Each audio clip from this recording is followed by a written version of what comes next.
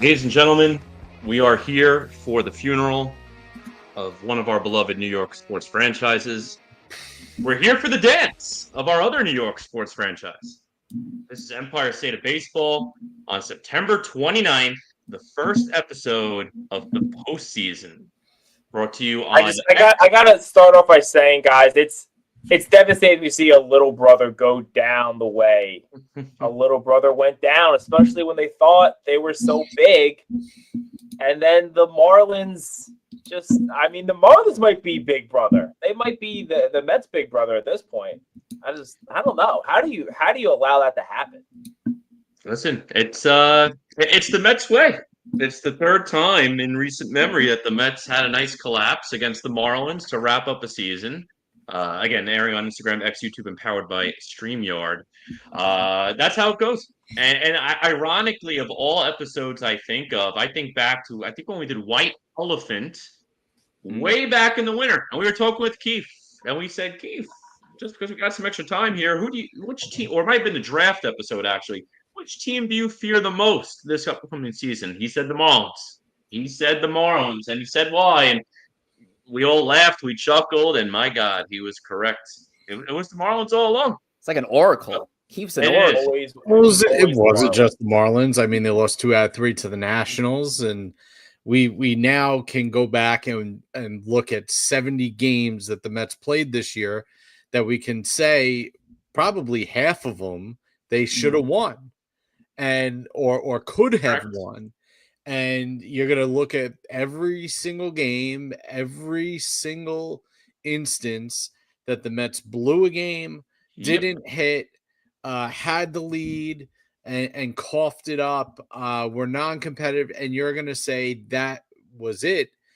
And I don't know what to say. It's an all-time failure. You can change the owner. You can change the GM. You can change the payroll. You can change the stars on the team. The Mets are the same old Mets. And I'm watching the Jets. I need that clip, guys. I need that clip next season when the Mets spend a bunch of money this offseason and Joe's going to be like, look at us. We're doing it this year. The Mets have arrived and the Yankees are has-beens and the Mets will run this town. I need this clip. The problem with this team wasn't that the players necessarily were bad. Like the pitching was obviously a problem. The pitching crashed out, but there was something missing in the team. I don't know if it's a leadership thing. I don't know if it's a hunger thing. If everybody's getting paid too much. There's nothing. I don't know what it is. And I don't think the Mets know what it is. I don't think Stearns knows what it is. I don't think Cohen knows what it is. What went wrong? They had more talent on this team this year than they did last year. I know. They did. And they went to the NLCS last year and got beat by the World Series champions. Yep. They added to this team. They added the most expensive player in the history of the professional sport. That's crazy. And we lost the most expensive player in the history of the sport, and we're playing tomorrow. So that's kind of cool. It doesn't make sense. And you want to say Jose Iglesias was the missing ingredient to this? Sure. You go ahead. He's hit 230 this year, 220 this year. I can't go crazy with that. But everything that went wrong at the same time. The pitching, every last veteran starter. They're rooting for the crash out. They all crashed out at the same time. Senga gets hurt. He crashes out. Minaya doesn't even get off the freaking boat ramp to start his season. Senga apparently has his period or cancer or something that his body has changed to the point where he can't take him out. And when your team is hanging by a thread, I don't get it. He's like, my body changed. Well, what the hell did you go through? Menopause? Period or cancer is quite too extremes, bro. What the fever? This is ridiculous. It's just ridiculous. And we called upon 3 rookies to come up and save our asses while our top pitchers sucked. I know. I mean, we said it before the season, though. The Mets pitching was a major question mark. Pitching lab, Tom, shut up. Pitching lab. And- God and- damn it. And they decided that, like, no, we're smarter than everyone. And listen, the Yankees have been guilty of this in the past, of trying to be smarter than everyone. But I thought they're smarter than everyone, and then no, we're just gonna have Sean Manaea and fucking what's his name, Frankie Montas, and that's going. It was never going to work. It worked last Tom, you can't keep punching those tickets. The problem I have is I agree with you on the Montas side. I never liked the Montas signing. We could go round and round at that. At the end of the day, Montas is your fifth starter. Peterson made the All-Star team. Senga had the lowest ERA in the sport in the midway point of June. I don't know if that's true. They fell off. I'm throwing a flag on that. Tommy had a 1.5 ERA. It's almost as if from the point of the Senga injury, everything went downhill. Everything went on hill on that Alonso high toss to Senga. And that was legitimately, that was their high watermark of the season. That game, they almost blew the game after Senga got hurt, but they won the game. They held on, and they were 21 over 500. Then they got swept by the Rays, and the rest is history. But then they turn around at the deadline. They add one of the arguably the top 10 relievers in the sport, and he has a 14. He muted himself, you idiot. You muted yourself. He pulled his mic out. He pulled his mic out. Man. Look at him. Now he's confused. I thought Teddy was proof that Joe doesn't pull out early, but clearly he does. This is what I'm talking about. Whose fault? It's Stern's fault. He trades for one of the best relievers in the sport the last 5 fucking years, and he has a 14 ERA. He blew 7 fucking games in a row. How's that Stern's fault? I'm trying to be quiet because maybe we got a lot. How is that his fault? I just don't get it. I got the other Soto. We got one Soto, and the other Soto, he also needs to be shipped off to a fucking war zone in the middle of a hurricane because I want to see him again. You don't have hurricanes in that area. Stanek out there. Hold on a second, Tom. They threw Stanek out there. They threw him out there every fucking time. And in a must-win game yesterday, he was pitching the fourth fucking inning. Stanek is in the fucking game with your life hanging from a fucking rope. And you took it and you put it and tied it around your goddamn neck by putting him on the mound. By the way, folks, he's still getting another uninterrupted 5 minutes later on today in the checkpoint. It's gonna be a weird. By the way, I look much forward to this episode number 142. Not because of yesterday. I'm not that kind of guy. I hope Joe and Corey knows I'm not that kind of fan that's just drinking Mets tears. Actually, it does more to our show and me here if the Mets are made it into the playoffs. But no, I look forward to this week's because I didn't know what this was going to be. This could have been the crash out postmortem of the Yankees for all I knew. This could have been the crash out of postmortem of both teams. It could have been a celebration for both teams. So this episode encompasses the 162 regular season schedule. And as we rolled out with our checkpoints, everybody's going to get an uninterrupted 5 minutes later on tonight to go in on their team and touch on those points as one side is headed to the postseason and one side's already began the offseason. A lot of announcements made by the New York Mets today, a lot of quotes in the press. We'll get into that in the Empire Express. But before we get into all that, let's talk about rollback, Tom. Let's talk a little rollback. I think something that could make Joe and Corey feel better if they had some nice, buttery, soft fabrics on them. It's like things you can get from Roback. We're talking T-shirts, polos, Q-zips, again, shorts, joggers, a whole bunch of new like sweat options, like heavier sweatshirts. I got some new women's like sweatshirts and jackets, all kind of stuff going on at Roback. You can move into the fall where the Mets won't be playing, get warm somehow. Head over to roback.com. Use promo code TWASPL15. Get yourself 15% off of your first order. My man. Yes, Roback. It's been Just another team that needs to die. I swear to fucking God, 4th and 5, and Fields fumbles the ball and loses 20 yards. They should have kicked the field goal. I just saw Joe's belly. Make it a 1 possession. I just saw your belly, Joe. Another one. Aaron is a miserable coach. He's never going to win a fucking thing in this thing. And then we signed Justin fucking Fields. I'm done. We just had some partial nudity on the show, too. That was crazy. Rollback.com. Use that promo code TWASPL15. Corey Favs, let's talk. What do we got going on for today's show?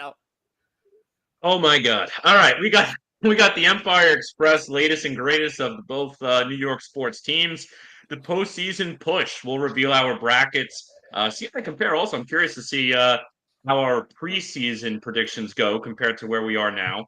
I guess the graph will be our game segment for tonight. And then finally, as Rich alluded to, we'll have our checkpoint for the season's end, where each of us will get several minutes to rant about our teams. Well, for me and Joe, at least, rant about our teams. For Rich and Tom, something good to look forward to, at least. So that's an nice. endless episode of Joe putting them back and us shitting on the I was gonna say, if it wasn't watching Joe putting him back, I feel like we need to get him get the phone out, go in the car, and drive around, and just go. I think it would be. Oh, that's great. It's great. All right, let's get upset about the Jets. Let's get to your comments, folks. I'm looking for something, some little tiny sliver of fucking hope. Well, the basketball starts soon too. You got the Knicks. They don't end in ETS, so that's good. Mike Pars, Corey or Joe, epic rant alert. Be sure to join. We already got Joe's, and I think more to come. Joe and Corey, Mike condolences, says Jacob Petruzzi. Dr. Kulo, waiting for an almighty crash out. We got it. What's up, Yankees fans? How do we feel, Jack? We feel pretty good. Tom, we feel good, right? We feel good, Tom? I think we feel good. We feel fine. All right. Well, Joe talks shit about the Jets, yet he's wearing a not Jets anymore. He's not anymore. CK Mets equals must end the season. That's been done. Jordan Tyler, what's going on? Kevin White. Well, hello, Joseph. Wonderful evening we're having.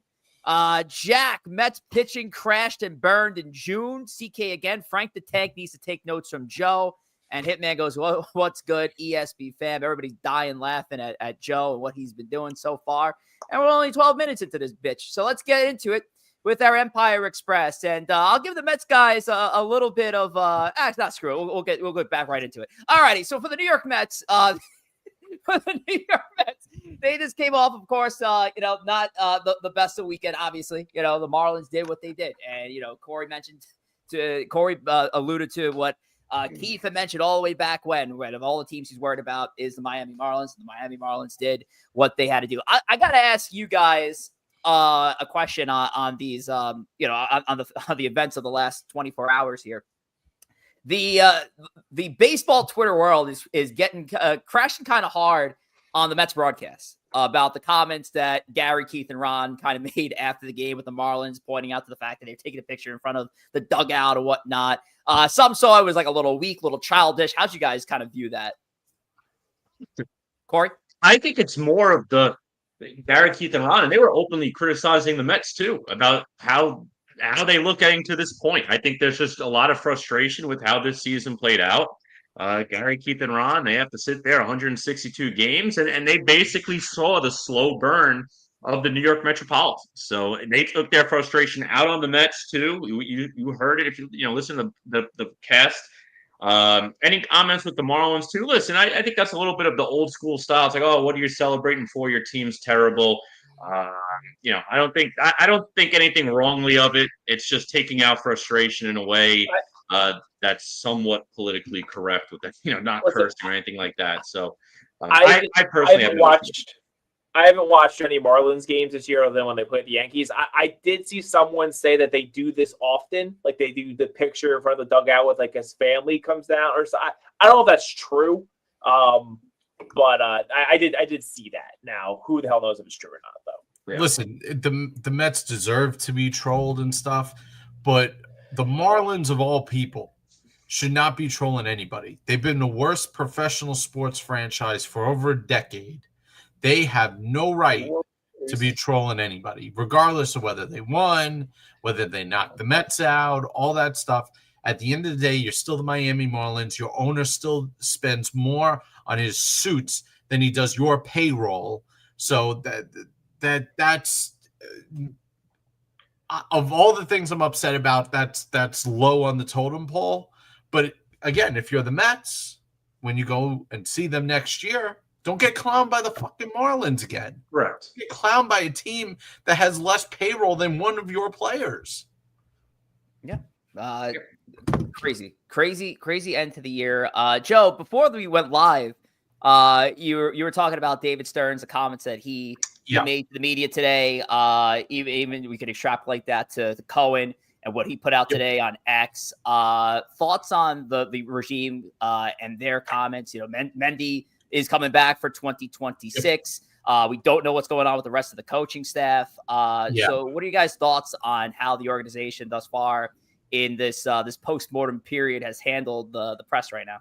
Yeah, I think there's a lot of I think both Cohen and Stearns exhibited a lot of self-awareness today. Cohen, admitting that, hey, we let the fans down. The fans showed up. The Mets had the highest attendance they had in 20 years, and they showed up, and they were promised a team that was going to do everything in their power to win. And at the end of the day, the team failed. So Cohen acknowledging that, saying there will be changes. We will get it right. That's what you want to hear from your owner. You want to hear that your owner is upset with their performance. You don't want to accept the fact.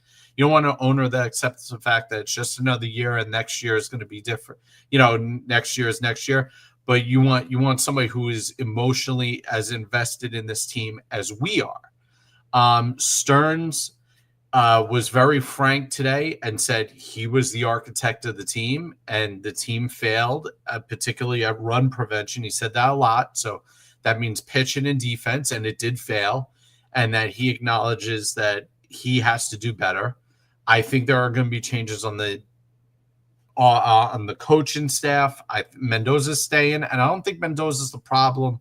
Mendoza's put in an awful spot. Every move that Mendoza made amplified, whether it was a mistake or not, due to the fact his pitchers could get out of the fifth inning. And Stearns, one of the interesting things I heard about Stearns, somebody asked him if he has to be less cautious, be more irrational when it comes to moves. And he said it's definitely a different market. You have to be more aggressive at all times. And he said it's not irrational moves. He's like, it's more aggressive moves, because winning is not, the fan base doesn't have the patience to not win. And that was an interesting thing. Didn't he grow up a Mets fan? Like, shouldn't he know that? He did. He's a very calculated guy. I will say, I think the thing is the 2020, and again, I don't want to get too much into it because I'll talk a little bit about this later in the checkpoint, but I think they had an approach they took in 2024 where they were just kind of trying to put a team out there that could win some ball games, but you're just taking over a new team, trying to structure it, and they had success. They might have lucked into some success last year, but they had success. They used the same formula. Clearly, the formula didn't work. You got that. That's a formula where every once in a while it works, and you absolutely cherish that team, but you can't go with that same approach every single year. At least it happened now. I actually think, in a weird way, I know, a lot of fans say I'm going to be crashing out. I'm really not. I've kind of I had a feeling they were not making the playoffs about a week and a half ago. So I've mentally accepted it. And I won $300. Corey, tell us about that a little bit. You shared something internally with us that you had a feeling about 20 days ago around Labor Day and won $300 and win the 60. I threw that money on them and the Giants because the Mets were only 2 games up. And I was looking at the schedules. I was like, yeah, I'm throwing some money here. I want $300. So the biggest problem I think I'm seeing from Met fans is they want Mendoza's head, they want Stearns' head for this. And my thing is, I almost take a step back and look at this team, and there has 9 GMs' fingerprints on this team. 9. That's how many GMs the Mets have had since 2016. There are players here from Stearns, Sandy, Van Wagenen, Scott, Porter, and I'm missing one, Corey. Who am I missing? Who was before Stearns? Epler.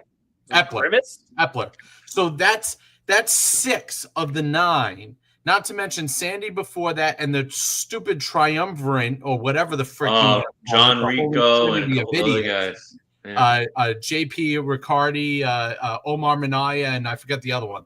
Yeah. So they've had 9 GMs. So if you go and look at baseball roster, the lifespan of a team and an organization and the turnover is a very long time. This isn't the NFL. Guys don't retire after 3 or 4 years. So you've had 9 guys influence in the way this organization is run for over a decade. And now all of a sudden Stearns comes, he makes the playoffs first year, the second year the team fails him, but we can't kick the guy out of the door because at the end of the day, the next guy's going to have the same problem Stearns has. It's not really his team yet, as much as he admits that he is the architect of the team. I bet you 75% of the 40-man roster is by one of the other 7 GMs that came before him. And so at some point, we have to look and say, as much as it's painful to say, we got to trust the guy. Cohen has handed him the keys to the castle. And at the end of the day, he has to have time to make the Mets a team of his vision. He has to adjust his vision to the market, but at the same time, we have to give him time. And I can't run him out the door. As a fan base, though, and I don't know if Joe and Corey have different answers here. As a fan base, though, what is time for you? Like you said, we got to give him time. What is that time? Cohen signed him 5 years. He's, and granted, if they crash out again next year, the pressure's really going to be on him. But at the end of the day, Cohen's not going to do that to just fire a GM. We can't fire a GM and a coach every 2 years. That's not baseball. This isn't the NFL. This isn't the NBA where you can just quick through them, because every time you fire somebody, the entire philosophy of your farm system has to change. The entire approach has to change. All your prospects have to adjust to your approach. And so, yes, the farm has quickly become a top farm in baseball. McClain is one of those guys that wasn't a Stearns guy, but guess what? Before Stearns got here, McClain was playing offense. McClain was a two-way player. Stearns was the guy who said, no, you're a pitcher. He did that. I think in terms of years left, how many years for patience, I think Mendoza, it's one more. If they don't if they don't make the playoffs next year, even if they're over 500, I think Mendoza's out. It would have to go catastrophically bad for Stearns to go out. You would have to have like a 70-win season for Stearns to be out the door. If anything, I could see a situation where, I'm just making this up. Let's just say they're a 500 team next year, 81-81. Mendoza's gone. I could even see a move where Stearns brings in a guy and they just make him the president of operations, let someone do the day-to-day GM. They were considering doing that at some point when they hired Stearns. He is, playing both roles. I could see them doing something like that. But again, Stearns, I don't think is going anywhere anytime soon. Mendoza will be out next year if they don't make the playoffs. We'll have more on the Mets postmortem later on tonight in our checkpoint, but we are going to flip the script completely. We're going to go from the negative to the positive, at least in the New York baseball terms, where the Yankees, they came close. They came within striking distance of potentially vaulting the Blue Jays for the American League East. Thomas, did not work out, but they are playing October baseball.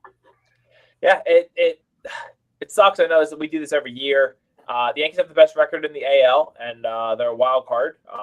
It's just the way it is. One thing I've seen a lot on Twitter is people saying like, "Oh, but look at all these games that they could have won." And I know we understand with the Mets too. And like, well, if you don't blow this game, if you don't blow that game, I'm sure if you're the Jays, they have a bunch of games too where they also blew things down the line. So I think it's kind of like a slippery slope there.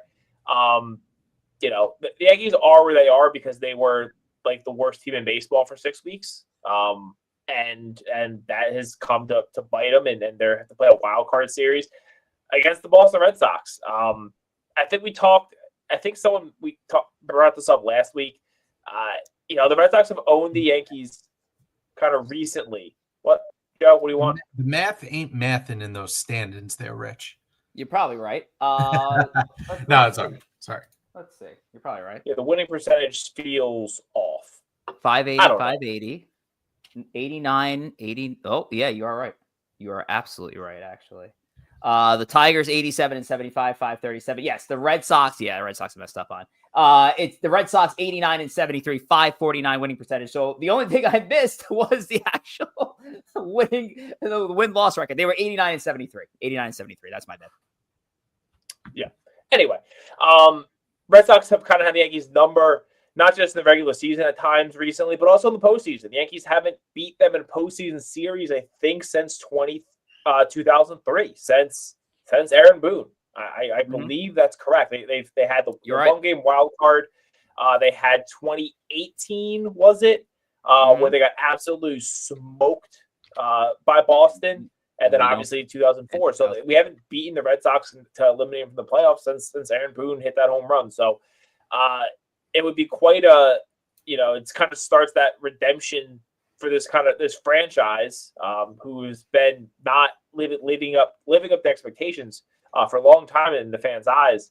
To knock them out, it's going to be tough, though. I mean, we're going to get into it, I'm sure, as we go through the postseason push here. But Garrett Crochet that's a tough guy to beat, and the Yankees haven't beat him this year. So it's a big ask. It's a big ask. But the Yankees are home. The Yankees are the better team. If the Yankees just play good baseball, they don't throw the ball around. They don't get picked off. They don't have terrible wild pitches. They don't have guys come in and walk everyone and just play ugly ball. They should beat the Red Sox. They're a better team than the Red Sox. That doesn't mean they're going to beat them, but they're a better team than them. And there you see the schedule right there. Yankees begin this best of 3 starting tomorrow. All games 6 to 8 p.m. All games are on ESPN. All games are at Yankee Stadium. The Yankees announced it's going to be Fried, Rodon, Schlittler for the Tuesday through Thursdays. Red Sox got Crochet, Bayo. And they had some bad news hit their team today. Lucas Giolito will not be making that start. He's actually going to be missing the wild card round completely. Alex Cora said that there's a bit of an elbow issue with Lucas Giolito. He's had a long history with the injury bug. So a kind of a big loss for the Red Sox, considering that after Giolito, you're looking at young players and Toll and Early that possibly have to get into that mix. But honestly, in a best of 3, and Joe, you said it many times, any team can catch any team in a best of 3. And the way the Red Sox have had the number for the Yankees for the majority of the season, with Garrett Crochet going game 1, and this is where I'm kept up at night here. It's a tough task to try to get around the guy who's going to be a Cy Young finalist this year, and then hope that you can come back and win Wednesday, Thursday, which makes tomorrow's game so crucial. I think what helps is the Yankees I think they've seen him 4 times this year. So this will be the 5th time seeing a starting pitcher, which is a lot. He's a great starting pitcher. I mean, I'm not saying like, oh, he's a bum and they've seen him enough, but it should at least help in some amount that they've seen him so many times. And then hopefully the Yankees do, I think, a really good job. We've seen it through the years of scouting and picking up tells and picking up just kind of any advantage they can. And if maybe in all of that, they've seen what Crochet has done to them, that they can pick something up and just scratch out some runs and then hope to hold it in the bullpen. Listen, I think this is the unique situation where I think the winner of game 1 wins this series. For a team to both be sending their ace out, and in a 3-game series, if your ace were to lose that game, I think is really going to put a tough position. I also don't like the way the Yankees have already pre-scheduled the pitchers. If Fried were to win game 1, I think they should have gone Schlittler game 2 and held Rodon game 3. He'd be on short rest. He'd be on regular rest. Can't go. It would have to be like I don't like the rookie going in a do or die game 3. I think that's a lot to ask for a rookie, even one as good as Cam Schlittler. He'd be on 3 games rest. Huh? He'd be on 3 games rest if he's pitching game 2. I would also pitch Heel over Schlittler. No. That's just I will say too. My opinion. He'll just pitch Sunday, so he can't pitch either. Heel's not even gonna be on the roster. Yeah, you're right. You might be right, but that's just. Yeah, but they had to do. Now, listen, if the Yankees couldn't have won the division, I could see what you're saying. If they wouldn't have pitched Heel on Sunday, if they would have just like thrown Yarborough and Blackburn out there just to eat innings, so it didn't matter. But you had to win that game because you had to try to win the division. So, this is the hand that they're dealt. I disagree. If they lose game 1, it's over. I think they'll have a pitching advantage in games 2 and 3. Schlittler's been good. Rodon's been really good this year. Joe, no, you hate to hear that, but he has been. So they'll have the pitching advantages in those games. You don't want to go down, but I just don't think you can say they're done. If Well, we might be cooked for game 2. Well, we'll see what I'll be happens. there. The biggest thing with the game too, when you lose your first game with your best pitcher, then it's a matter of how are you coming out game 2. If you're coming out tense, it's over. Forget it. It's checkmate. But if you come out and put up a couple runs right away, all of a sudden you got a series. So we'll see what happens. I will say, I hate these series. Corey's frozen right now. I hate these 3-game series. You're back. You're back on. All right, there we go. I was just going to say too, as someone now who has absolutely no stake in the playoffs, it is what it is. I will say this is actually, in my opinion, the most exciting first-round matchup of all the matchups you could have. We'll get more into the rest of the brackets and such. We're going to move forward into our postseason push by analyzing what's ahead for not only just the Yankees and Red Sox, but the rest of baseball as we take a deep dive into our postseason. Before we get there, let's talk about Instagram. Corey Favs has been the mastermind behind all the fantastic reels you've seen all year long. Corey Favs, what's going on with Instagram? Yeah, go ahead and follow us at Empire State of Baseball on Instagram. You'll find our archive segments, our meme reels, and a lot more. And you can follow us all individually, myself at Corey Favs, Joe at JR Pugs, Rich Rivera, and Tom at T Wospil. We're at 7,700 followers and growing. I know it's been a little slow with the real game as of late because not only the Mets, but work has been sucking the life out of my soul lately. So I'll get back on it soon. But it's a good time. And if you're following us on Instagram right now and watching us live, thank you. And also go ahead over to YouTube. On YouTube, we can go and actually interact with you during the show. Your comments pop up. We don't have that luxury with Instagram. But if you are watching us there, thank you.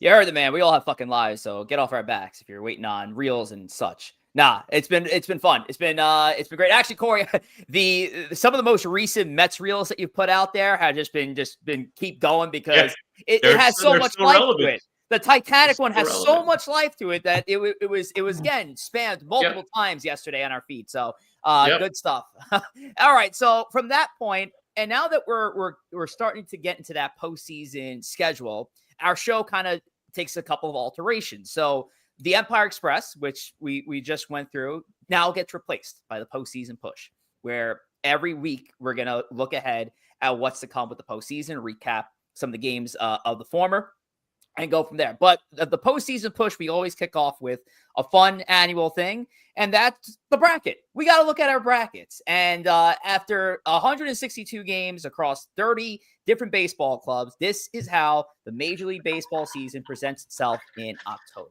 And we met the Yankees, Red Sox. The Yankees falling short in the American League East there to Toronto in their tiebreaker.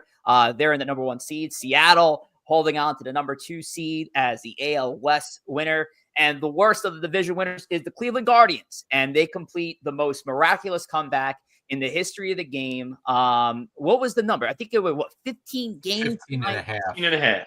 Unbelievable. Behind Detroit. They actually pulled the Detroit on Detroit this season, and the Tigers now find themselves in the 6th seed, and they have to face each other again.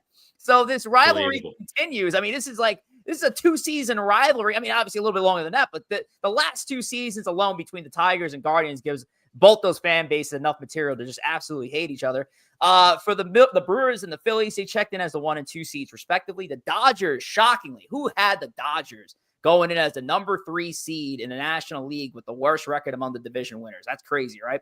The Cubs and Padres will do battle in the wild card series, and the Dodgers will obviously face the Cincinnati Reds, who the Mets fans have heard enough of those damn Cincinnati Reds. So with that said, let's get into our bracket predictions. And Corey, I'm going to start with you. So let's pull up what you have for our 2025 postseason. Yeah. And ironically, for those who were watching us in the preseason, back in March when we did our prediction show, I did have the Dodgers over the Red Sox as my final matchup, with the Dodgers winning it all. And the way the bracket played out, I had the opportunity to potentially do it again, and I ended up doing it. And it's not a knock on Yankees fans, because I will say this, that Boston Yankees matchup, I actually think whoever wins that series is going to represent the American League in the World Series. I think those are going to be your 2 teams. It's just a matter of which one wins. I just happen to go with Boston. I like the way Boston's played against the Yankees this year. So that's why I have them going the distance. I think, as Tom's mentioned several times, the Blue Jays choke. They haven't won anything of relevance in a long time. I think the Blue Jays lose that series, whether it's the Yankees or the Red Sox. And then ultimately, again, Red Sox taking it. We were just talking, too, about how great of a run the Guardians had. But the thing about playoffs, it's a true reset. And the Tigers get to go out there. And I know we didn't have the best matchup versus them a week or two ago, but they have the best pitcher in that matchup, and that's Skubal. So I'm trusting the Tigers to win that game, and then they have to win one of two. So that's why I'm taking the Tigers over the red-hot Guardians. I am taking the Mariners, though, in that matchup. And again, Boston or the Yankees, in this case, Boston, ultimately going to the World Series. And Hitman, again, you're completely wrong on this. I had this matchup back in March. Go watch the show. On the right-hand side, the Dodgers and the Reds have absolutely no business being here. The Mets had no business being here either, the way they played. But it's Tom, listen, nice story. If you're a Reds fan, they're out the window. Dodgers a better team. Again, I think actually the Padres and Cubs will be a nice series, but I'm going with the Padres. And then the Brewers over the Padres. Philly and LA is also going to be a fun matchup. If that does work out, I think that's going to be the next best matchup outside of Boston and Yankees to start it. I just like the Dodgers in that matchup. I think the Phillies, having lost Zach Wheeler, is going to really hurt them. Yamamoto is the best starter of both teams. I know Sanchez is nice for the Phillies, don't get me wrong, but I love how all of the other starters for the Dodgers, they're all lefties. And the best hitters on the Phillies are lefties. So I kind of like that matchup. I just like them too. They got guys who just know how to win. I mean, Freddie Freeman is an absolute winner. He's probably the best pure winner since Derek Jeter in terms of just how he performs in the playoffs. So I'll go that far to say that. I think they're the better team than the Brewers. I don't know how the Brewers were a 1 seed. I don't think they're dominant, but somehow they made it to the 1 seed. And then you get the two teams, the Red Sox and LA. I think regardless of, again, if it's the Yankees or the Red Sox, those are going to be one of the two teams representing you in the American League. I just think LA is the better team, and I'm going LA regardless. We had an interesting a Bronx Take space earlier today, Corey Favs, where I was joined by a Red Sox podcaster and a Blue Jays podcaster. So outside of having the two loser divisions, we could have had the entire American League East today on the space. And I mentioned this. I think whoever comes out of that corner, that Blue Jays, Red Sox, Yankees corner, I think it's safe to say will be representing the American League of the World Series. Yep. Because you are going to, whether you're the Blue Jays, the Yankees, or the Red Sox, you should be going into the ALCS smiling that you have to either get through an AL Central team or the Mariners, who haven't won jack in the postseason, haven't proved anything in the postseason. So to me, it's that bottom corner, that American League East, that will be your representation in the American League. I feel pretty confident with that. But Corey, very good. Any closing notes, or I'm going to go to Joe. Yeah, I think that's it. Again, just same matchup I had back in the preseason. It just so happened to work out. I can go with both down the stretch again. All right, so let's get to Joe predicting the Yankees get to the World Series. Let's see. Here we go. All right. You know what? It looks pretty familiar as Corey's. Oh, wow. I'll start with the NL. The Reds have no shot. They have no business being there. And at some point, despite the Dodgers having an up and down year, the Dodgers still have the most talent of any team on this board. So for me, I have the Dodgers beating the Reds. The Phillies, again, still have the same set of issues they had last year. Their defense isn't that good. Their hitters are streaky. The Dodgers are battle-tested and battle-hardened. And this time they're kind of going in under the radar. So I'm going to go the Dodgers beating the Phillies as well. On the south side of the bracket, listen, the Padres-Cubs might be the best series on this board as far as stylistic matchups are concerned. The Cubs play defense. I mean, the Cubs outfield defense might be some of the best outfield defense I have ever seen. Pete Armstrong covers a ton of ground. I think the Cubs get the better of the Padres. The Padres, the pitching hasn't clicked on the starter end. The offense is kind of middling sometimes. I like the Cubs in that matchup going against the Brewers. And I like the Brewers against the Cubs. The Brewers have had the Cubs number all season. They won the division going away. I think they get through the Cubs. If they have to go through the Padres, I don't think they get through the Padres, ironically. But the Cubs they know, the Cubs they are familiar with, I think they beat them.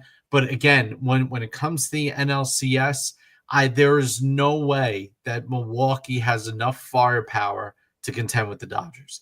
They just don't. I don't see it. I think that run comes to an end. I think once they get out of their division, they're going to be far out of their comfort zone. So that's my thing. You just switch up on me. AL side, listen, I wanted to take Detroit. I wanted to take them because Skubal might win the first game. And we just spoke about how the first game is so important. But the momentum is real for Cleveland. Detroit just suffered an absolutely soul-crushing defeat for the division. They should have never been in this spot. Cleveland kind of is laughing at them. I just think Cleveland has their number. Cleveland doesn't have the horses to go anywhere, but they have enough to beat Detroit because I think Detroit's in its own head. I really do. I don't think they have anything left unless Skubal goes out and throws 9 complete innings. I don't see it. And then, listen, I don't believe in the Mariners, but again, I believe in the Mariners more than I believe in Cleveland. They have Cal Raleigh. They have good pitching. They got a pesky team. They got a decent back end of the bullpen. So I'll take Seattle to get through Cleveland. On the south side of the bracket, listen, again, I said it before. I think the winner of Game 1 wins the series with Boston and New York. I'm just going with the better pitcher. I'm going with Garrett Crochet. He's the better pitcher. I think he wins. I think that puts tremendous, tremendous pressure on the Yankees. I know how Yankee Stadium can get if they're down 1-0 and they come to a 3, fall behind 2-3-0 in Game 2. That stadium is going to be tense. And I think Boston, the Demons, all that stuff. I agree with Corey. I don't think Toronto beats either of these teams. So I think the winner of that's going to go to the World Series. So I'm picking Boston and LA, and I'm just picking LA. The LA, I think, is, at the end of the day, the more complete team. Maybe if Roman Anthony comes back and plays well for Boston in the later rounds, I'll give Boston a fighter's chance against LA, which they will have. But LA, to me, is going to be able to throw out 4 pitchers. They're going to be able to throw out a complete lineup. Boston won't be able to do that. So you heard that, people? So the biggest takeaway of that whole thing that Joe just went through, whoever wins between the Red Sox and Yankees is going to represent the American League. I think so. So there you go.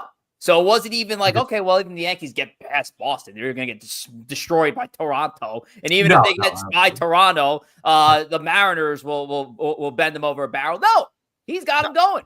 So there you go, people. There you go. He just doesn't have them get past Boston. And great minds think alike. Joe, we're literally the same. Seriously. Yep. Outside of a couple of minor ones, we're the same. Detroit, yeah. This is your difference right here. This is your difference between these two. It's Detroit, Cleveland, and San Diego, Chicago, but it's the same bracket. All righty, Tom. Let's see what positivity you can bring Yankee fans. Hopefully. Here's the deal, guys. If you can't believe in yourself, you can't believe in anything. Throw the bracket up, Joe, Rich, whatever. Who's doing it? I got the Yankees winning it all. Here we'll start in the AL, and I have a theme really for my brackets, and it's experience, because I think experience really matters in the postseason. So we'll start top left. I have Cleveland beating Detroit. I think the Major League Baseball season is a marathon, and Detroit is that marathon runner that you see that is literally cramping and falling and just can't get to the finish line, and someone had to carry their carcass across. And Cleveland sprinted through that end, and I think they take that momentum. I think they just beat Skubal to start. It might be a 2-1 game, but I think they just beat them, and they get out of there. They win it at home, and then they move on. I got the Yankees beating the Red Sox. Said it before, they are the better team than the Red Sox. Garrett Crochet is the best pitcher in the series. They actually have seen him a lot. The last time he pitched, against them, which was like 3 weeks ago, he gave up 3 runs. I think they can beat Crochet. I will kind of go with that idea though, that I think who wins that series is at the very least getting to the ALCS. Because again, the Blue Jays are frauds and chokers, and they haven't won a meaningful baseball game since 1993. But I have the Yankees going on because again, can't believe in yourself, can't believe in anyone.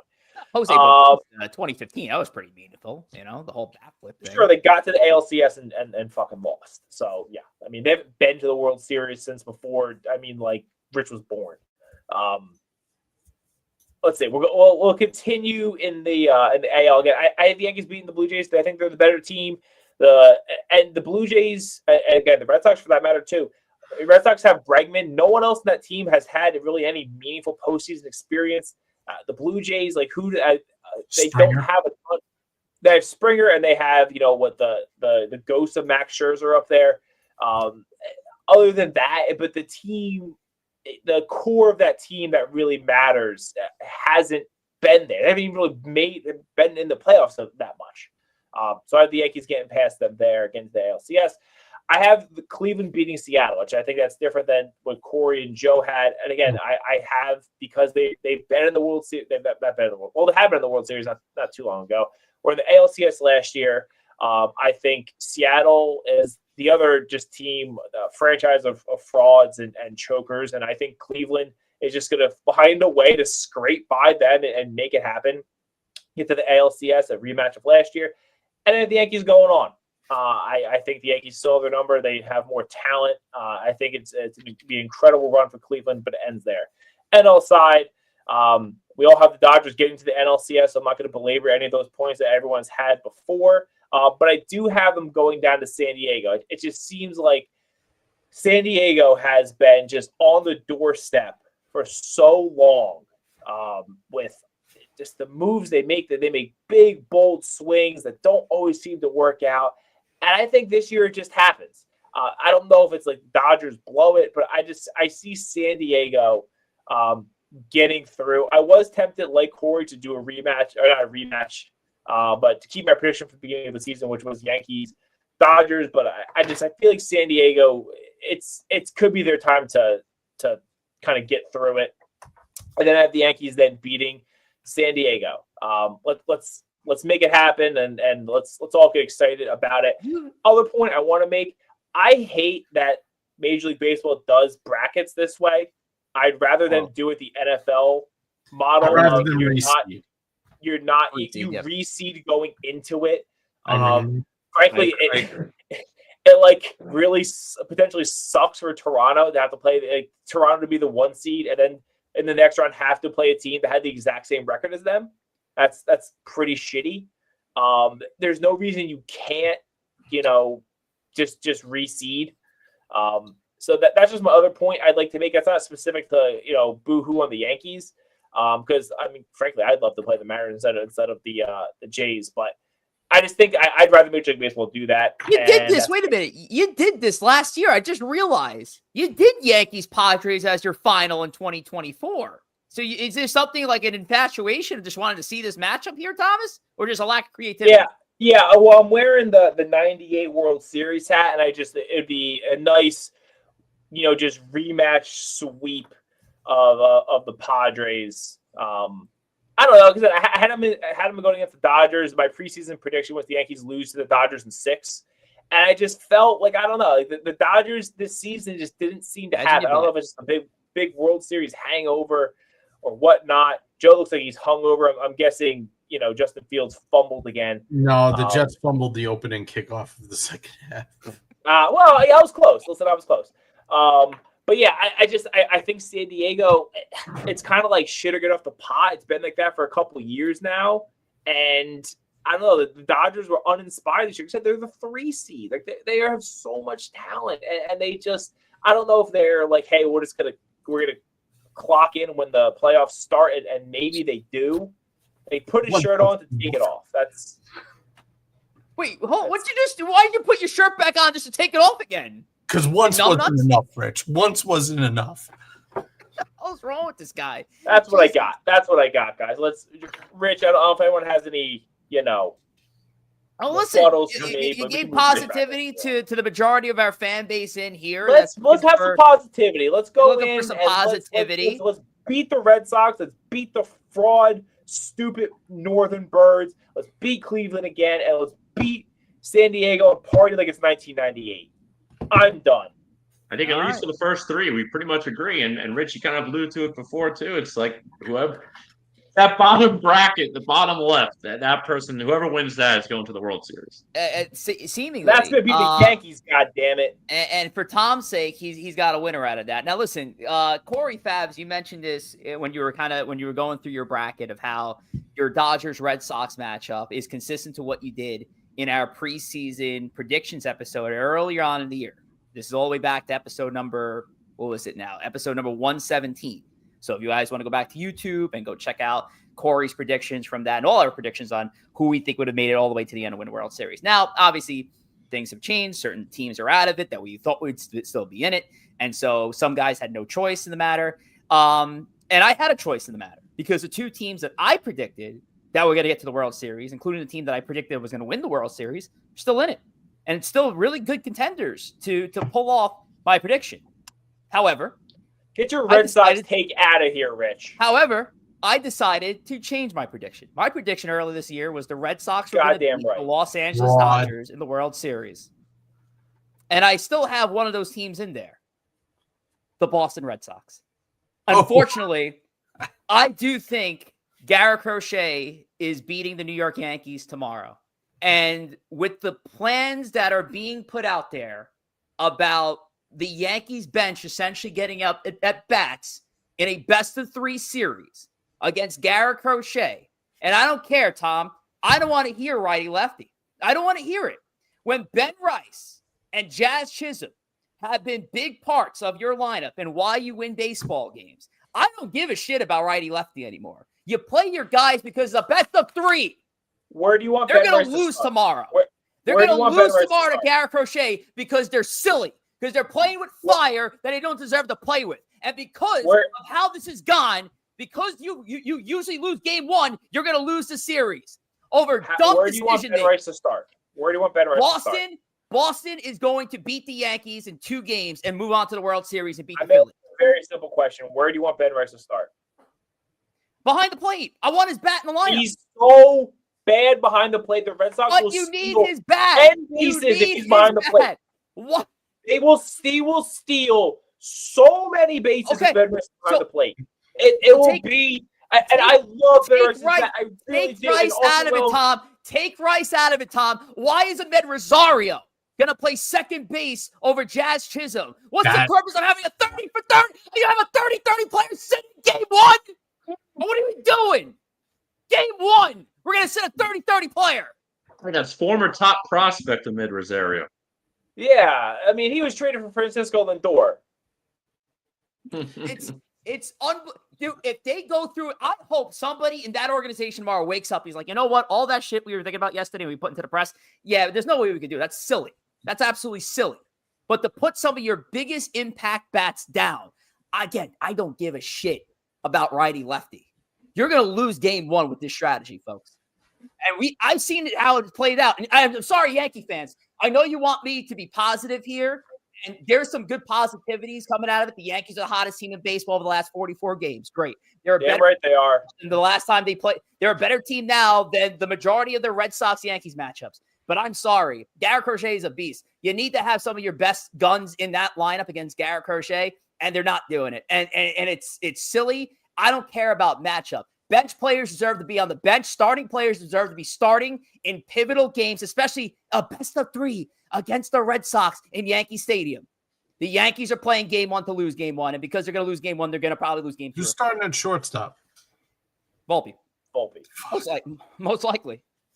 Because Caballero might start at third, which that's the one that I think really bothers me. Oh, boy. Why would he start? Oh my God. See, that's the other thing that drives me nuts. How come when teams get to the playoffs, the Yankees did this last year. They do things that they haven't done all season long. The problem is they've done this all season long with the super righty platoons versus lefties. The problem is it's not June, guys. It's not August. Correct.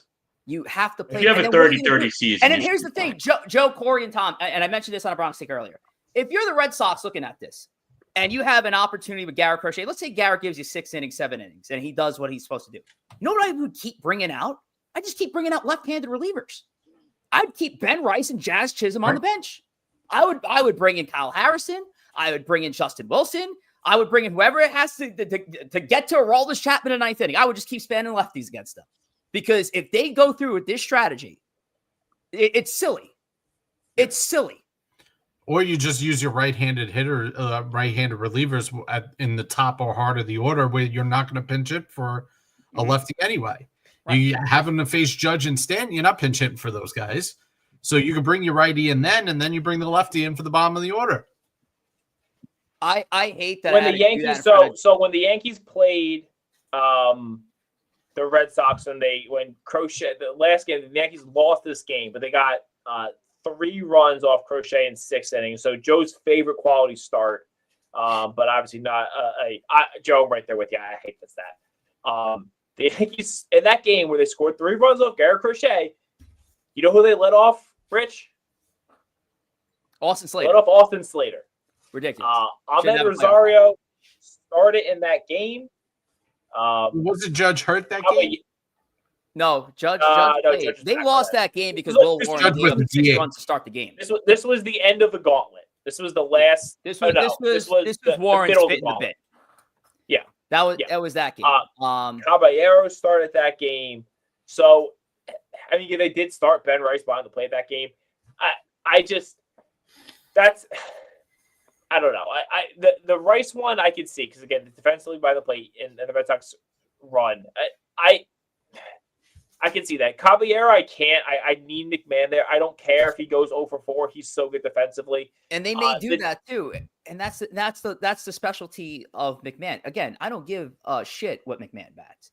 But the primary reason why they went McMahon, this is what they came out and said. The primary reason why they went with McMahon because they wanted to have a solidified third baseman to protect Max Fried and Carlos Rodon. You know, both lefties. If you're going to face majority righties, you're pulling the ball against the lefty, your third baseman, your left side's strengthened with a great third baseman there. And Jose Caballero, as decent of a fielder he is, he's not Ryan McMahon. So your guys are going to go against the plan that you set this team up for. Because you want to try to sneak out one game against Crochet. They also didn't, put this lineup on the tablets from Moses and the burning bush. Like if they could change some of these.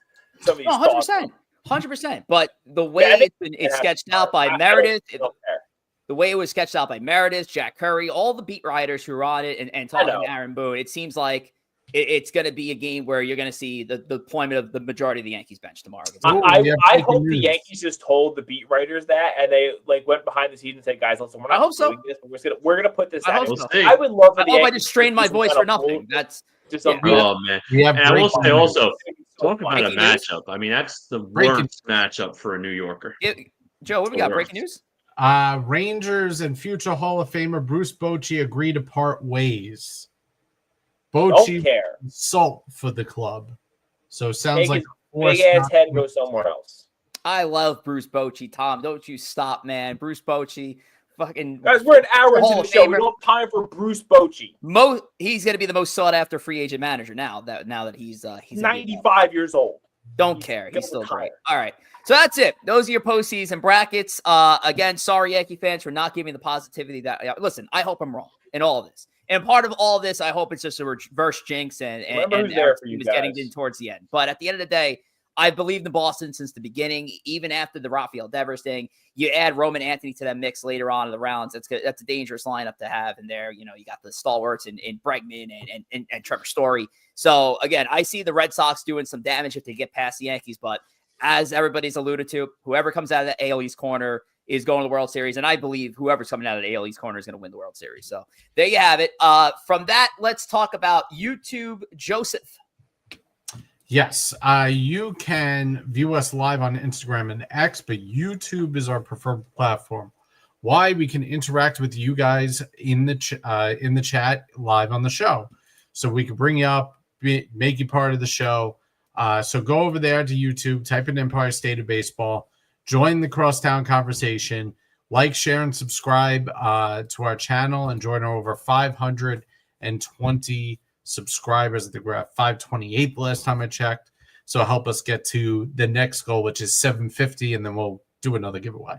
Our streaming schedule also, Joe, is very odd now because we are now in postseason mode. So it's obviously, again, everything at this point, we're on a tentative basis. I'm not going to get into the way of playoff games that impacted any New York teams. In this case now, just our team right here, the Yankees. But for now, we are going to be running with this schedule. So actually, Keith is going to go into off-season mode. He's gone fishing, folks. Gone fishing. He is done with this Mets team. I spoke actually today, had a good laugh over it, but Keith's going to be in off-season mode until the foreseeable future because he hates his team.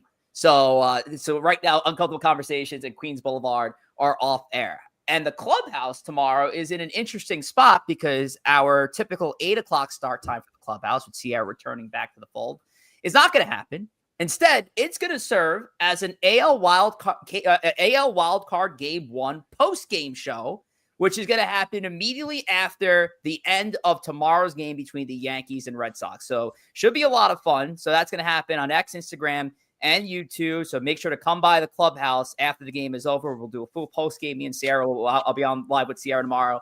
And then we got a fun segment planned for you guys tomorrow night after the end of the Red Sox-Yankee game. So that's the plan for the clubhouse, at least for tomorrow. But everything's going to be on a tentative schedule as we move into the postseason. All right, it's time for the game. It's guys, now when we get to the games here, it's our version of the postseason. You know why?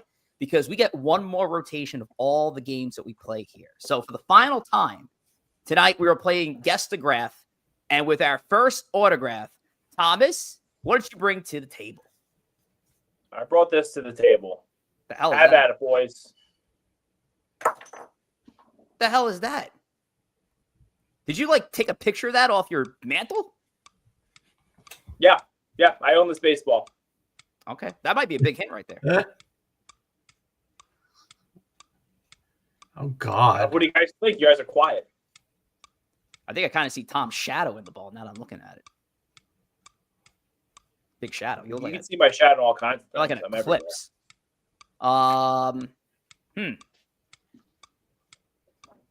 It's not CC. Is it CC?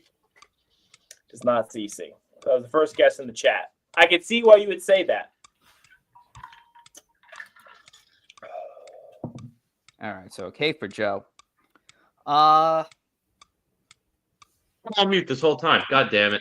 I said DJ LeMahieu. Guys, that little L maybe up top. I don't know. It is not DJ LeMahieu. Good guess, though. It's a pretty good guess. Holy crap. Again, listen, this is a ball I legit have. I took the picture. This was from my own collection. So this is not, I didn't Google hardest autograph to figure out what it is. Is this Dellin Betances? This is not Dellin Betances, no. How about Carl Pavano? It is not Carl Pavano. Can we get any kind of hint here, Tom, or not? I really just want to say no because it's the playoffs and you play to win in the playoffs. All right. I'll say. So I got this autograph while I was down in spring training. I figured. So this is someone who, yeah. This is a player. Right? This is a player. Yes, this is a player. It's a player you guys all know. This is not some dude who pitched 14 innings on the 2015 Yankees. This is a guy you guys all know. So it's a pitcher. I didn't say that. You didn't say that. Well, he said pitched 14. No, he said I said it's not a guy. What it's not, Joe. Wait, little Joe, little mystery machine over here. Oh man. Okay, I got 2 Ks for Joe, 1 for Corey, 1 for me. I don't know, guys. I'm looking at this point. I want to almost make this a team effort. I'm looking at a DC and an L. That's how I look. That's how I see it. I was kind of leaning the same with the D and the L, and Kind of going multiple ways with the C. Could be a B. It could be a B. No fucking way. Is this Ben Could Rice? also not be a B. Is it Ben Rice? This is not Ben Rice. No. Ooh. Second K. No, it's not. This is a former Yankee. Oh, wow. Glad I got that 2Ks later. Dylan Betances was a good guess before. Yeah, I thought so. Whoever said that. Rich, that was yours? Yeah. Or Joe's? Yeah. That was a good one. I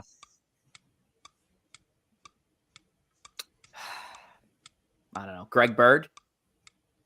It's not Greg Bird. All right, I'm K'd out. Your one hope, gentlemen. He did play that position at times. That's less to him. But So he did play first base, you said. Played it at times. Let me see what the chat's looking like. Jason Giambi. it's Can we do not that? Jason Giambi. I thought we did that recently.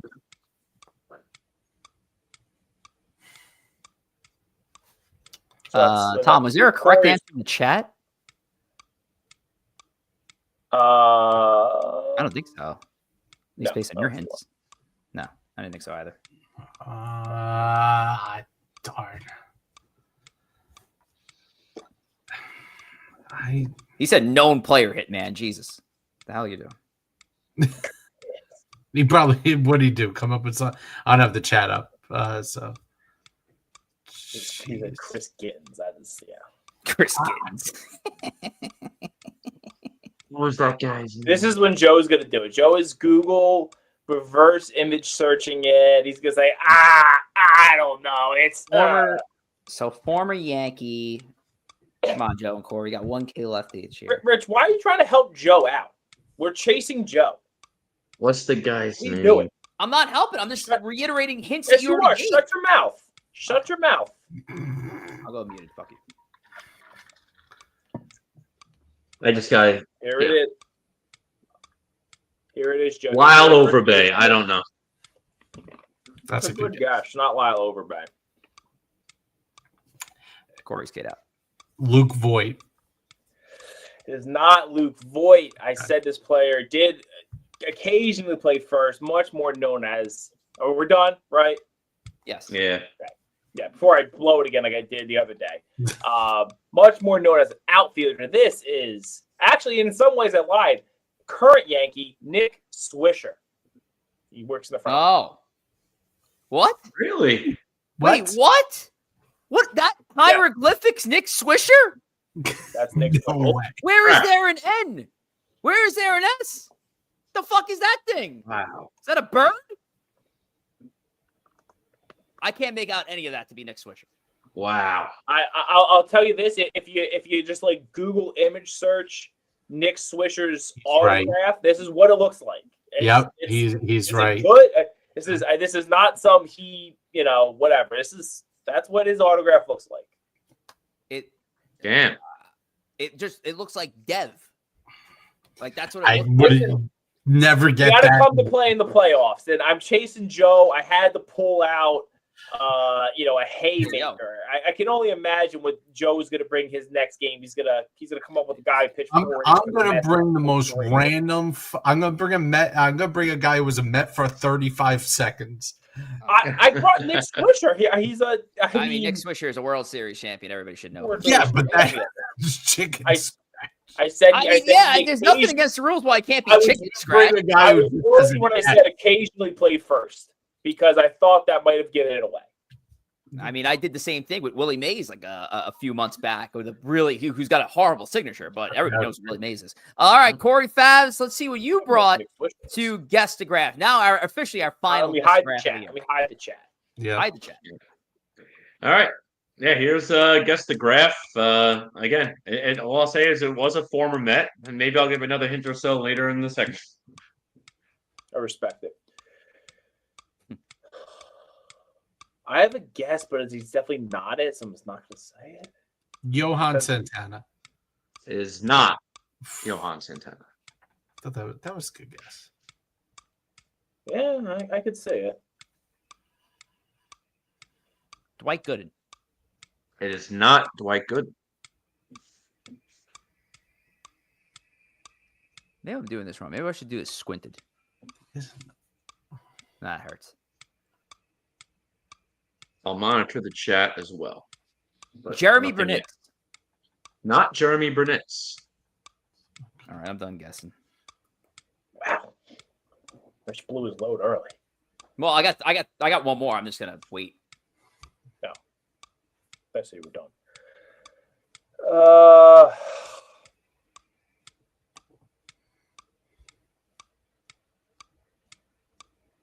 If you told me this was Nick Swisher, I might actually see it. Yeah, right. 100%. Luis Severino. It is not Severino. His S looks like that. I have Severino's autograph. It's kind of like that. Severino. It looks like a certain player, but I don't think he was ever a Met. Yeah, it's like a certain player who I used to have a certain hit record, but I don't think he ever played for the Mets.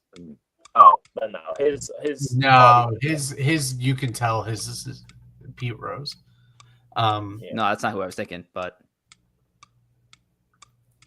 like a single season hit record, Oh, but not the one who broke it, the one who originally had it. It looks like that, but I don't think he ever was a Met.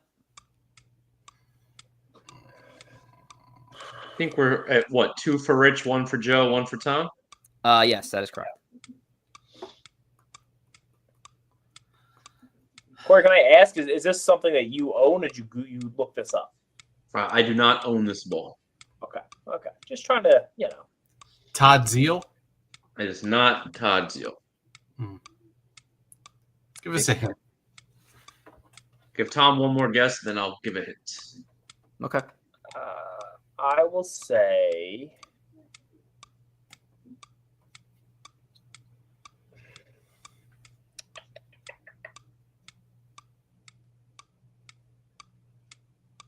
Timo Perez.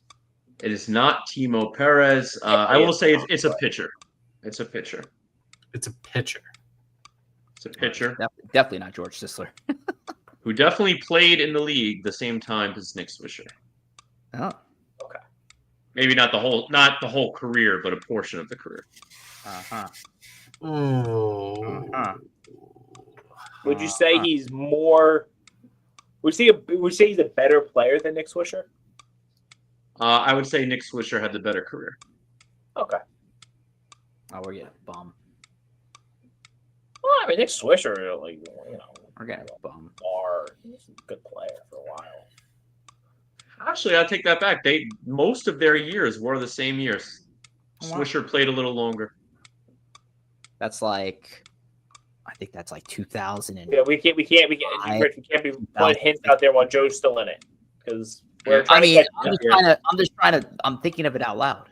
I know, but we can't help Joe. That's the whole point of this. I'll keep my mouth shut. Nothing in the chat just yet.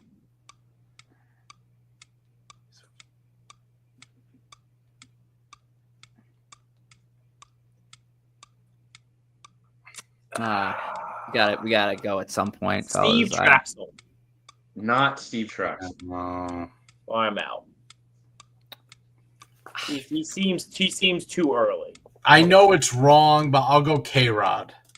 Not K-Rod. I was thinking that too, Joe. I was thinking K-Rod.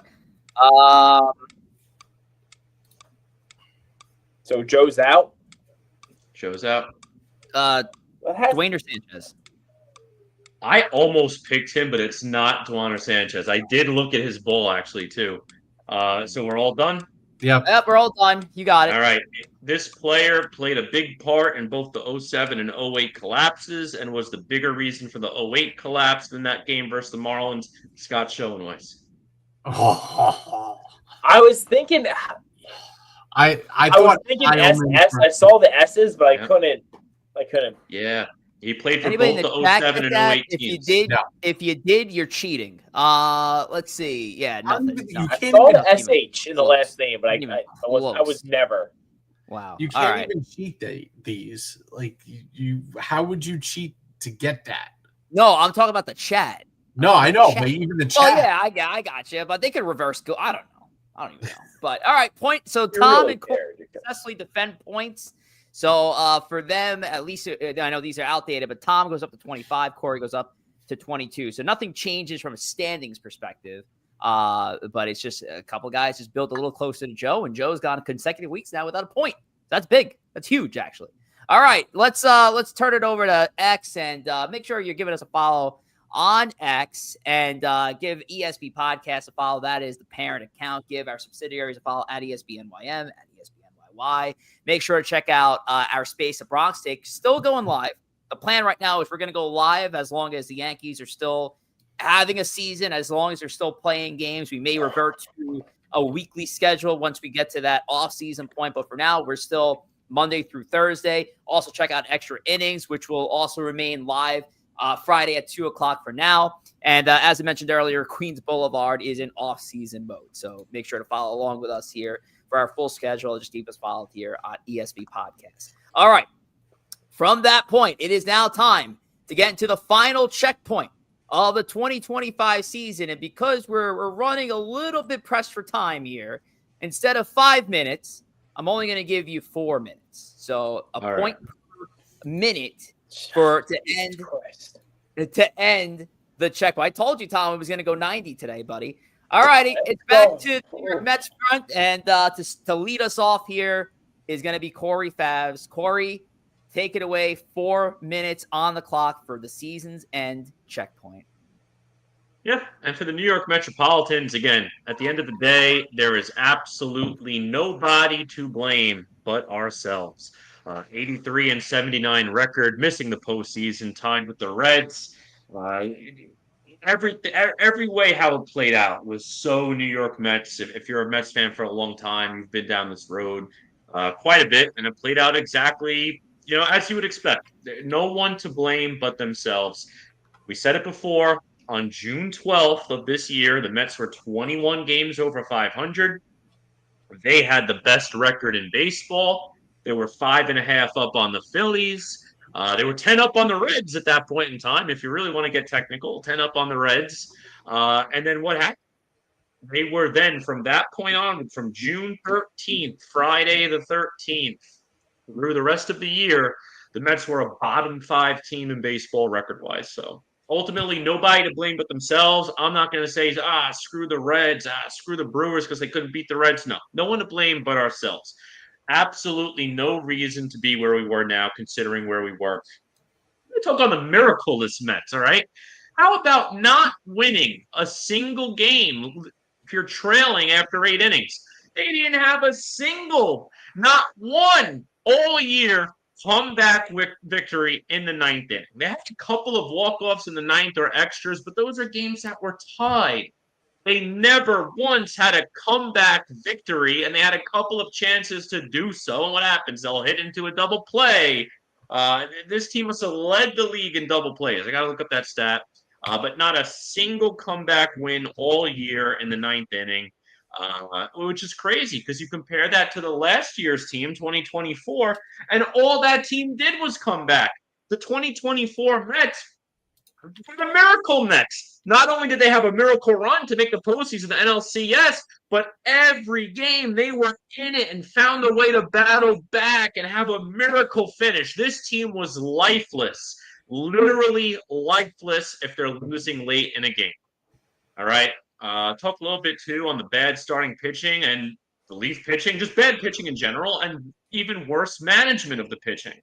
The pitching staff, listen, you can't say much about injuries. Injuries are going to happen, but it's a shame. Kodai Senga, like Joe said at the start of the show, he had the best ERA in baseball in June.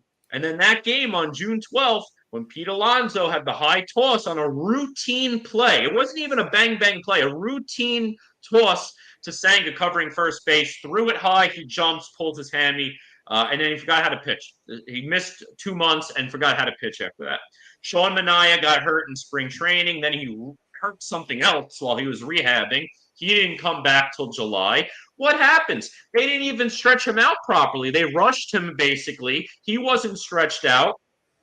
David Stearns and the team, they called him up on July 18th, the first game following the All-Star break.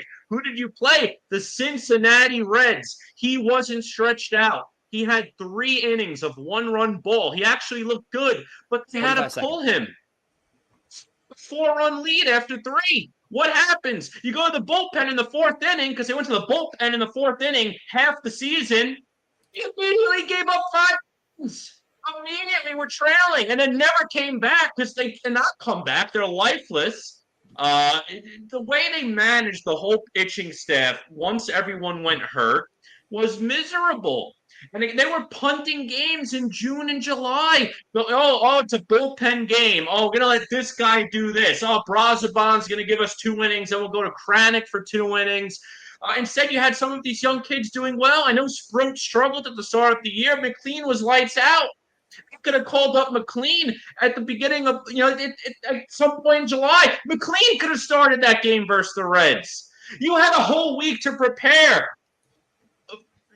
Manaea, not stretched out, is how you start the second half of the season when you have a whole week to make roster decisions. When you could have bumped up literally any starter but David Peterson, you could have bumped up to play that game. Terrible management of the pitching staff. And again, you can't. You're going to have injuries, and the Mets had a ton of them. I just hate how they reacted to the injuries this year. They were too passive, way too passive, and ultimately it bit them in the ass, and that's why they're not playing tomorrow night.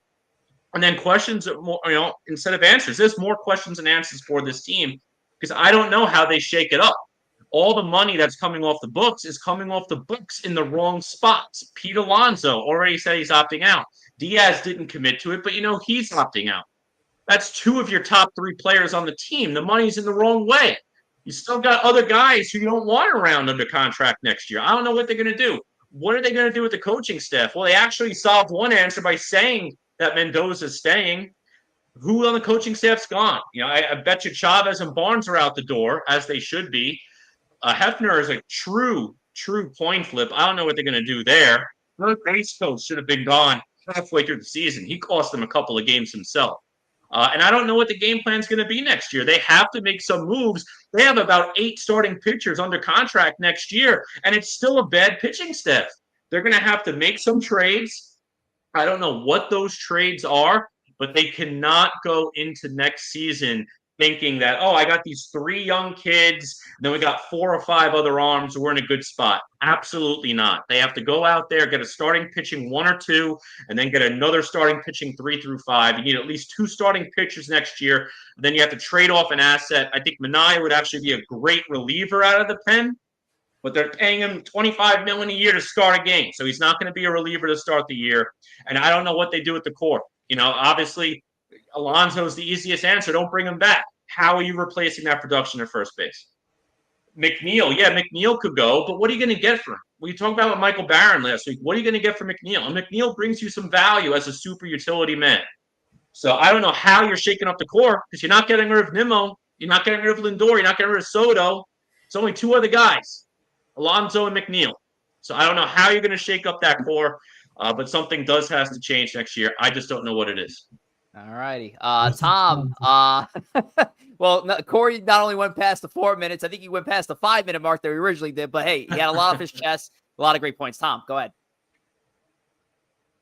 Tom's on mute. Muted. Tom's on mute. Tom, why you're on mute? Come on now. Because you muted me. No, you muted yourself.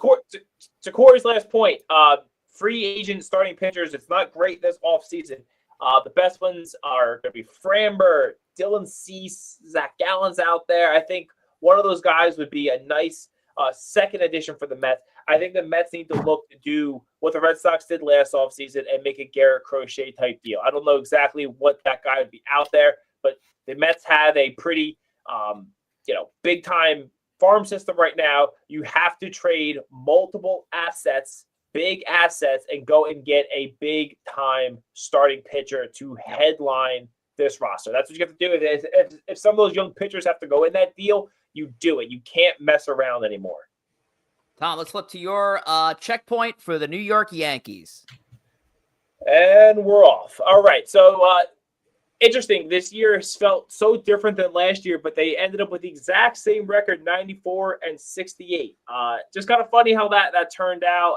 The Yankees didn't have to play the wild card round last year. Obviously playing in it this year. Just unfortunate how that worked out. But you have to, they got to the World Series with that record last year. You have to feel like they could do it again this year. One of the reasons why they can get to that World Series is because they have a pair of aces in Max Fried and Carlos Rodon. Both starting, making all their starts this year, being dependable, giving consistent innings, consistent good starts. Fried had a little bit of a rough stretch in the middle there.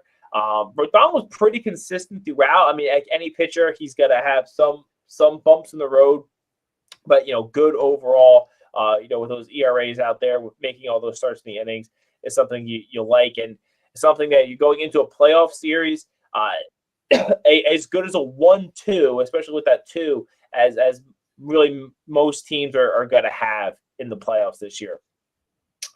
Unlucky bench warmer. So we were talking about this earlier. Is who's going to be sitting the bench, and that's just not for tomorrow night's game against Crochet. It's going to be kind of moving forward. The Yankees have consistently kind of sub guys through. I know Trent Grisham has played like every 4 or 5 games, and then he's off a decent amount. They'll cycle Rice through. They cycle McMahon and Wells and Goldschmidt. Even Jazz a little bit. Volpe. It's gonna be interesting to see who are the guys who they trust, who's earned those starting rotations, those starting spots, because it's been. They've moved things in and out, which I'm not saying is a bad thing all year, but I think in the playoffs, you ideally kind of want to have some kind of continuity and feel like these are the guys who are going to go out there and get it done for you. And finally, will playoff Volpe return? Well, Anthony Volpe was really good in the playoffs last year. He was good defensively. He was really good offensively. He was driving the ball. He was hitting the ball to all fields. He was being a pest. He was doing everything we could ever have wanted out of Anthony Volpe. And he has not been that this year. He's not been that in most regular seasons. And we wonder if it's going to come back. Is Anthony Volpe, a big time player? He shows up in the biggest stages and performs. I would love that to be true. Do I believe that? Not really. But it would be really big. The Yankees have a lot. Their offense can be very top loaded with Grisham and Bellinger and Judge. Stan and if Rice is in there. If Volpe can provide that type of offense on the bottom of the lineup, I think that really helps them. Keeps the lineup circular, gets guys off base. He's a good base runner, and I'm going to give back some time after the atrocities that Corey had, and I am done. 306. Tom, you missed the biggest point of the Yankee playoffs. You focused on Anthony Volpe, who might be right in the bench.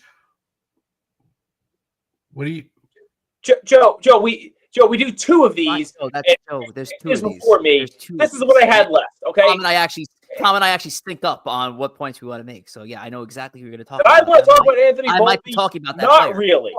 But it's about Aaron Judge. Kind of covered it all.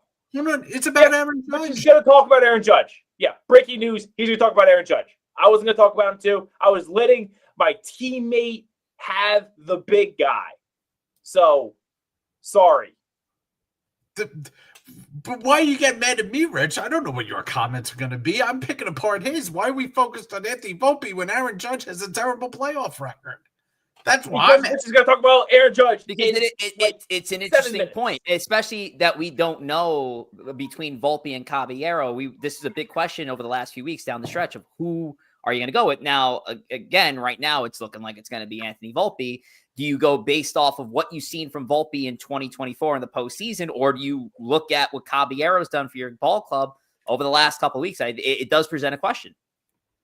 Yeah, I think Caballero's earned the starting job Volpe had all season to get the starting job, and we're acting like Volpe slugged 800 in the postseason last year. He had 2 or 3 good games. He didn't kill the ball. He had a very good postseason last year. No, Tom, he was 0 for 12 the first 3 games of the World Series. The Yankees in general didn't show up in the World Series. He had an 800. He had a grand slam in Game 4.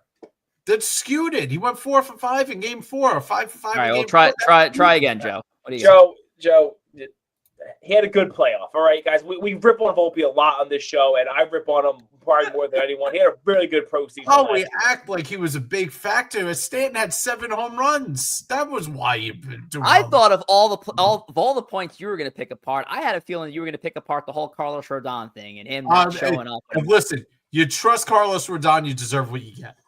Well, that I can tell you. That'll be. I gotta entrust him on Wednesday. I got an 0-2 postseason record going into the game that I'm attending, so that'll be fun. So, Joe, let's go back to the Mets for more postmortem. What do you got? Listen, I mean, again, we're beating a dead horse at this point. I won't go through all the things that Corey went through, but gutless season. I mean, there was no magic. No comeback, nothing that made the Mets what the Mets were the year before was present in this team. There's not much to say about that. So ultimately, I think the biggest question is, who takes the blame for this team? Where is the blame pointed? Is it the players? Is it Mendoza? Is it Stearns? Is it Cohen, the owner? I can't be Cohen, the owner. He spent $1 billion in the offseason. You can blame Stearns for the roster construction, and we can go back to the moves that were made at the time they were made, and we could debate all those moves going all the way back with 2020 vision. You can blame Mendoza and pick apart some of the moves he made, but I think ultimately the players are to blame. And the 3 biggest players that I blame are David Peterson, ERA in the first half, 3.06. ERA in the second half, 6.34. Kodai Senga, ERA in the first half, 1.39. Second half, 6.56. Sean Manaea, only 1 start in the first half, a 5.8 ERA. There is no one else to blame more than those 3 starters. You can add Ryan Helsley in it, even though he was only here for 2 months. But those 3 starters are where the Mets are home.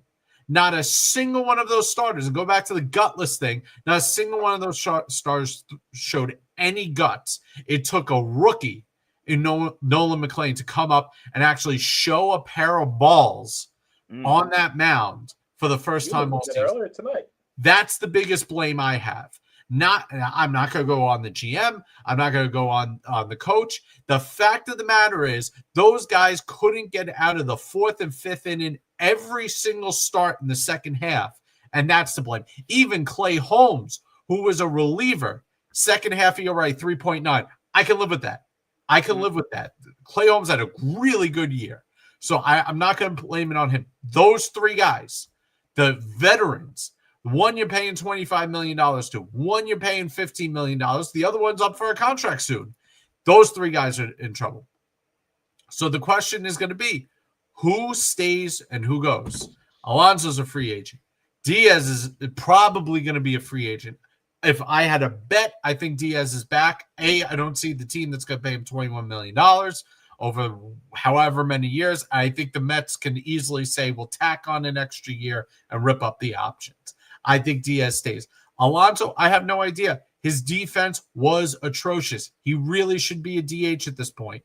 I don't know what the plan is, but the bat you can't replace, and that's just the reality of the situation. They need other wholesale changes. Corey's right. Who goes? McNeil? Nimmo? I don't know. Somebody else has to go. Mauricio wasn't ready to be here. He needs to go. So I don't know. And at the end of the day, this is the same old Mets. You could change the owner. You can change the GM. You can change the payroll. You can change every aspect of what makes the Mets the Mets.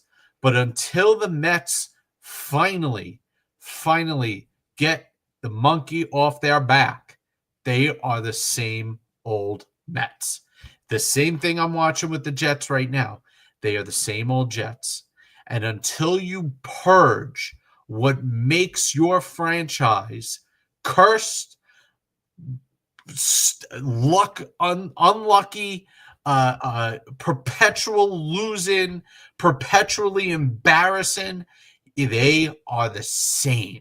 And I will never believe, never again, and I'm at this point with the Jets, and now I'm getting to the point with the Mets, I will never believe in them again until I see it, until I see that last out of Game 7 of the World Series or whatever game they are, and I'm in the Canyon of Heroes, shit-faced out of my mind, watching them ride by in a float. I will never believe that they aren't the same old Mets, because they are. And the same thing with the Jets. Until I see a purge-level event, I will never believe it. Just don't root for a team that ends in ETS. I mean, that's simple as that. I mean, it would be that simple. But yeah, kind of a sad note on that just the same old Nets here. But I'll tell you what, Joe. The one note I'm going to pick apart, and it's going to be something that's going to be part of our off-season plan. You know, we always kick off our off-season shows with our off-season agenda. Very fun episode. Everybody becomes general manager for the day, and we tap into what we would do if it was up to us of a realistic extent. We're obviously not going to pay for everybody, although Steve Cohen has, that kind of money, but we're going to keep it very realistic. But when it comes down to Pete and Diaz, I think these two guys are very important to the team's culture. I do question paying relief pitchers over $20 million. And I know this is the market that Diaz has essentially started himself. It's not like this guy can really, you can go under what he's making, especially after the year he had a nice bounce back year for Diaz. And for Pete, and I'll be honest, Joe Corey, I love Pete. I've always been a Alonso fan. And I think Pete is an important part to the core of this team. And I think he is more part of the solution than he is the problem. And I really do hope that your team does everything they can to bring him back and pay the damn man what he deserves, because Pete, you can see it this past weekend. Pete was doing everything he can to help get his team into the playoffs. That guy's got a true heart. All right. From that, let's we'll finish things up with the Yankees side of the house. 4 minutes on the clock. Very familiar to my 4 for 4s earlier in the day on the spaces, but strong finish. Yeah, last 44 games. That is 32-12. That is the best record in baseball in that time frame. So as everybody's talking about the Guardians and the Mariners doing what they did to climb in there, the Yankees sneakily had the best record in the game in that finish. And this was coming off another bad series loss to the Houston Astros. The Yankees have tapped into something special, and they've tapped into something where I didn't think they had in them, admittedly, especially when you were facing the gauntlet. The gauntlet between the playoff teams that you were going to face. And it seemed like the Yankees were able to handle themselves, trademark, right? The Yankees were able to handle themselves well in that, and they continued that into dominating the bad teams at the tail end of the season. So very strong finish for this Yankees team. Oh, what a relief. 0.33 bullpen ERA in the last 27 2/3 innings pitched. The Yankees have seemed to now establish a lane that makes sense for the 7th, 8th, and 9th pitchers out of the bullpen. It's a Weaver, Williams, Bednar mix, and it's worked as of late. Williams has looked a lot better now being out of the closer's role. David Bednar has looked fine, maybe outside of 2 relief appearances. Luke Weaver is starting to settle back in, and the Yankees have complementary pieces. Fernando Cruz has looked great throughout the season. The Yankees are trying to get the best out of Camilo Doval despite some of the control issues. So the Yankees are getting better relief right now at the most important time to have better relief.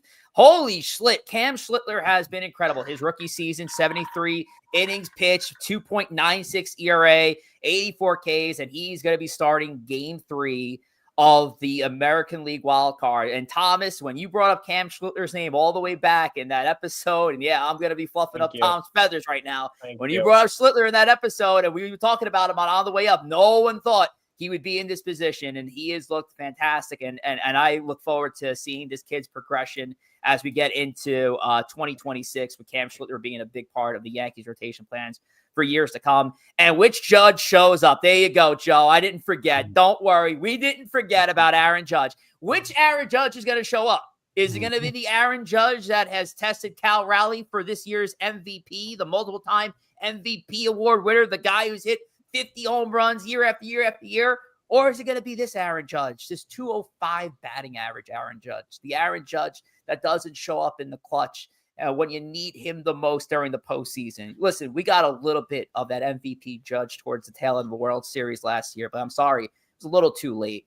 Aaron Judge, we need you throughout the course of the postseason. Now, the problem here is when you're playing a best of 3, and if the Yankee season were to end in 2 games, how much of that could I put on Judge not performing for 2 games? That could be a lot of people that can't perform for 2 games.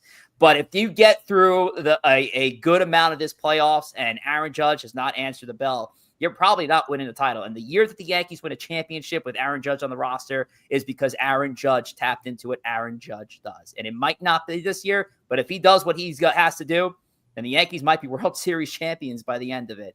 And that's it. Corey? Yeah. I mean, I think you said, with Judge, if he goes out there and performs like he does in most of the regular season, the Yankees are going to really rally there. And I got to comment on the relief pitching too real quick, because when the Yankees were doing what they seem to do every year, it seems to be an annual tradition where the second half of July, first half of August, you completely struggle and then you turn it back on. That seems to be a tradition each year now. The bullpen was absolutely god-awful. So if that bullpen stays hot like it has over the last 27 innings or so, you'll be in a pretty good spot there with the pen. Absolutely. Hopefully. And we'll see. And I think a big part of that too, just to throw a B point, it's the bullpen management as well that has an impact as well on that. So it's not just who you're bringing in. It's at what point are you bringing these players in? Okay. Well, that's it. That's the wrap finally on our show today. A long one, boys. Deserved a break. I know the Mets fans are definitely going to get a long one. That's all right. That's fine. But hopefully the Yankees are able to get past this week, or we're just having the same post-mortem episode next week. And at this point, we don't know when that next week episode is, because if the Yankee season ends, then yes, we're back. We're back here 8:00 p.m. next Monday. If the Yankee season continues, our time may change with that. So we'll keep you posted. So tentatively, we're still going to go live next Monday, October the 6th at 8 p.m. Eastern time.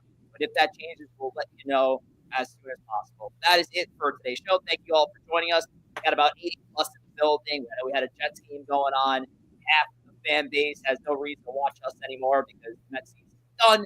But we do appreciate those who did show up today. Tom, Joe, Corey for the wrap. I think we've said enough. We've been on for 100 minutes.